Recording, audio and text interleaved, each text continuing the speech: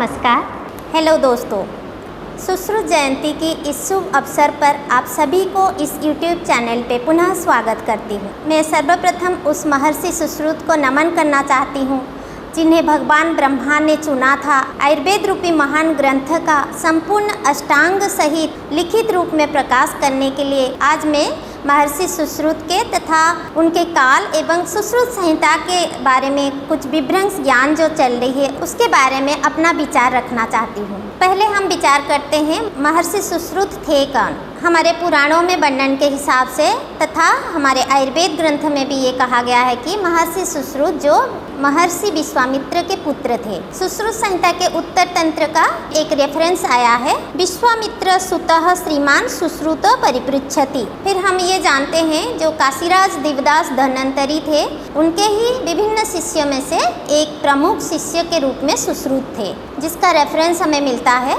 अथ खलु भगवंतम अमर वरम ऋषिगण परिवृत आश्रमस्थम काशीराज दिवदास धन्वंतरी औपधेनव वैतरण औरभ्र पौष्कलावत करवीर्य गपुर रक्षित सुश्रुत प्रभुतय उचुहु। तो यहाँ पे कहा गया है कि काशीराज दिवदास धन्वंतरी जब अमर श्रेष्ठ ऋषिगण के द्वारा परिवेष्टित होकर बैठे हुए थे, कुछ विचार विमर्श कर रहे थे, उस समय औपधनव वैतरण औरभ्र पौष्कलावत करवीर्य गपुर रक्षित एवं सुश्रुत आदि शिष्यगण ज्ञान ग्रहण करने के लिए उनके सामने उपस्थित थे। इस संदर्भ से हम सुश्रुत संहिता का काल का भी निर्धारण कर सकते हैं। ऐसे जो ऋषिगण महर्षिगण के साथ बैठे हुए विचार विमर्श करने का समय जो था हम जानते हैं ये हमारी त्रेता युग का था। जैसे कि हमने देखा है रामायण में भी ऐसे बहुत संदर्भ आया है, जैसे ऋषिगण बैठकर विचार विमर्श क्या करते थे। तो महर्षि सुश्रुत जो कि विश्वामित्र के पुत्र थे और जो सुश्रुत संहिता का रचना हुई थी कहीं ना कहीं त्रेता युग में ही हुई थी।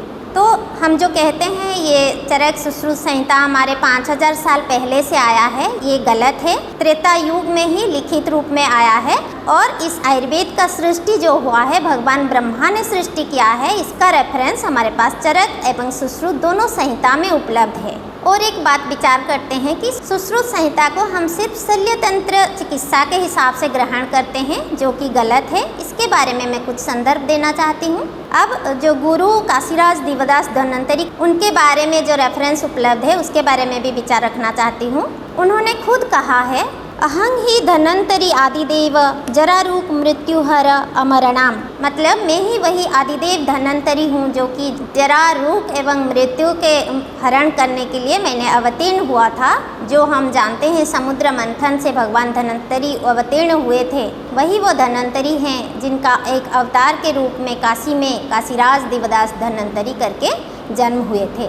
जब उन शिष्यों ने जाकर गुरु से प्रार्थना की आयुर्वेद शिक्षा करने के लिए, उन्होंने पहले 8 अंगों का अपना विश्लेषण दिया। उसके बाद उन्होंने पूछा कि आप लोग कौन से अंग को सीखना चाहते हैं। तब ये शिष्यों ने बताया, तो उचुः अस्माकं सर्वेषामेव शल्य ज्ञानम मूलम कृत्योपदिशतु भगवान मिति। मतलब हमें शल्य ज्ञान मूल करके सारे आयुर्वेद का शिक्षा दीजिए, ये उनका उत्तर था। और एक रेफरेंस है जिससे भी ये सिद्ध हो जाता है कि सुश्रुत संहिता जो है सिर्फ शल्य तंत्र के लिए नहीं है, पूरा अष्टांग का वर्णन उसमें किया गया है। जैसे पहले भगवान धन्वंतरी अपना परिचय देते हुए बताए थे, अहं ही आदिदेव धन्वंतरी। उसी श्लोक में आगे उन्होंने बताया है, शल्यांग अंगे अपरेर उपेतम प्राप्तस्मि गांग भूय इह उपदेष्टुम। मतलब मैं शल्य अंग के सहित बाकी सारे अंग का उपदेश देने के लिए, आप लोगों को ज्ञान देने के लिए फिर से अवतरित हुआ हूँ। इससे सिद्ध हो जाता है कि शल्य तंत्र जो सिर्फ सर्जरी के लिए नहीं है, बाकी पूरे 8 अंगों का तंत्र है, एक संपूर्ण आयुर्वेद है। ये संपूर्ण अष्टांग हमारे पास 2 वॉल्यूम में उपलब्ध है, पूर्वार्ध एवं उत्तरार्ध करके। उत्तरार्ध में जो हमारे उत्तर तंत्र का वर्णन किया गया है, जहाँ शल्य के अलावा बाकी जो अंगों का ज्ञान को संपूर्ण किया गया है। आज हम महर्षि सुश्रुत को फादर ऑफ सर्जरी करके ग्रहण करते हैं, जो कि मॉडर्न साइंस ने ये आख्या दिया है उनको। पर ये भी एक प्रकार के गलत कह सकते हैं, क्योंकि हमने देखा जो रेफरेंस हमारे पूरा उपलब्ध है, महर्षि सुश्रुत जो हैं ये ज्ञान को लिपिबद्ध किया है, पर वो ज्ञान जो लिए हैं वो काशीराज देवदास धन्वंतरी से लिए थे और वही धन्वंतरी भगवान खुद स्वीकार करते हैं ये कि ये ज्ञान जो है ये ब्रह्माकृत है, ये अपना नहीं है, क्योंकि उन्होंने ये कहा है कि ब्रह्मा प्रपाच ततः प्रजापतिरभिजगे तस्मात् अश्विनौ अश्विभ्याम इंद्रात् अहम मया त्विह प्रदेयम् अर्थिभ्य प्रजाहित हेतु।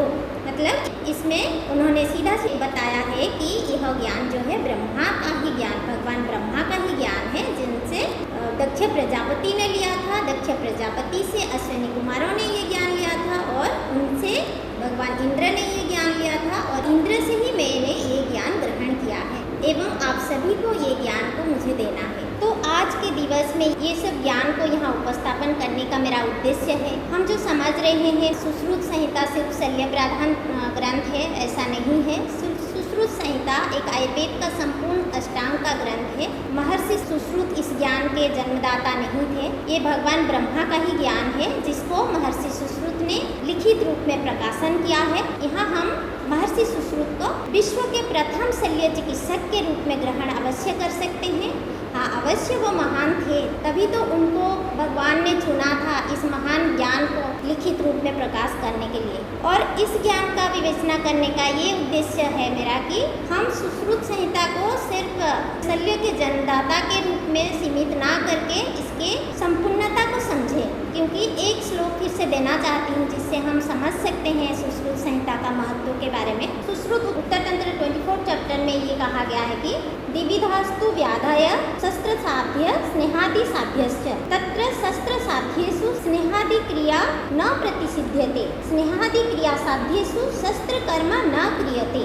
इससे सीधा सीधा यह सिद्ध होता है कि सुश्रुत संहिता को सिर्फ सर्जरी के जन्मदाता के रूप में सीमित करना उचित नहीं रहेगा, क्योंकि उसमें सारा वो व्याधि की सर्जरी वर्णन है जिसको स्नेहादि साध्य मतलब स्नेह आदि पंचकर्मा तथा विभिन्न औषधि के माध्यम से चिकित्सा करना संभव नहीं हो सकता, वहीं सिर्फ सर्जरी का वर्णन किया गया है। और जिन व्याधियों का सर्जरी वर्णन नहीं है उनको कहीं ना कहीं पंचकर्मा तथा अन्य चिकित्सा के द्वारा वो सिद्ध हो सकता है। तो इस ज्ञान को अगर हम एनालाइज करते हैं, समझते हैं, जो भी संपूर्ण ज्ञान जहाँ सर्जरी चाहिए और वो सर्जरी कैसा होना चाहिए, और कहा जाए तो सबसे सरल उपाय से जो चिकित्सा संभव है वो है आयुर्वेद। जहाँ सर्जरी चाहिए वहाँ सर्जरी करना है और सर्जरी में भी इस ज्ञान को हम श्रेष्ठ कह सकते हैं।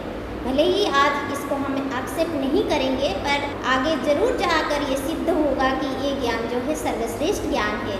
भले ही चरक संहिता भी पहले उपलब्ध था, उसी त्रेता काल में लिखा गया था, बाकी अंग का वर्णन वहाँ है सिर्फ सर्जरी को छोड़ के। तो इसीलिए सर्जरी का ज्ञान जो एक असंपूर्ण था वो ज्ञान सुश्रुत संहिता के माध्यम से इसको लाकर फिर से एक सरल उपाय में पूरा अष्टांग का वर्णन किया गया है। आज समाज में एक विरोधाभास चल रही है दोनों मुख्य चिकित्सा शास्त्रों जो मॉडर्न मेडिकल साइंस और आयुर्वेद को लेकर, उसमें मैं कहना चाहूँगी इस द्वंद्व से हम आगे निकलें। भारत की ये महान ज्ञान जो है आयुर्वेद है, ये हमारी सबकी ज्ञान है, हमारे भारतवर्ष का ये धरोहर है और इसी ज्ञान को हम आगे लेकर विश्व गुरु बन सकते हैं, क्योंकि ये ज्ञान कितना महान है इसके बारे में हम जितना भी चर्चा करें कम है। जब इस बारे में मैं चर्चा करती हूँ तो विद्वान सवाल करते हैं कि आप कैसे कह सकते हैं इसको ब्रह्मा भगवान ने सृष्टि किया है। मैं कहा इसको कहना बहुत सिंपल है, आप एक बार इसको प्रयोग करके देखेंगे तो इसको आपको भी महसूस होगा। आज इतना डेवलप करने के बाद मॉडर्न साइंस का जो लिमिटेशन हमको समझ में आ रहा है, इस ज्ञान का एक भी गलती आज तक सिद्ध नहीं हो पाया है और इसको प्रयोग करते हैं तो हर चिकित्सा इतना आसानी से संभव हो जाता है, यह केवल भगवान ही कर सकते हैं। इस तरह के जो उत्कृष्ट ज्ञान भगवान के अलावा और कोई दे ही नहीं सकता, इसको हम प्रयोग करके सिद्ध कर सकते हैं। तो आज आइए हम सब मिलके इस भारत की ये अमूल्य रत्न को हम आगे बढ़ाएं, इस पे ज़्यादा से ज़्यादा रिसर्च हो, जुगानुरूप करके इसको हम सामने उपस्थापन करें ताकि सारा विश्व इस ज्ञान का जय जयकार करे। इसको प्रयोग करके सारा विश्व को हम स्वस्थ बना सकते हैं। ओम सर्वे भवन्तु सुखिनः, सर्वे सन्तु निरामया, सर्वे भद्राणि पश्यन्तु, मा कश्चित् दुःखभाग् भवेत्। ओम शांति। जय आई।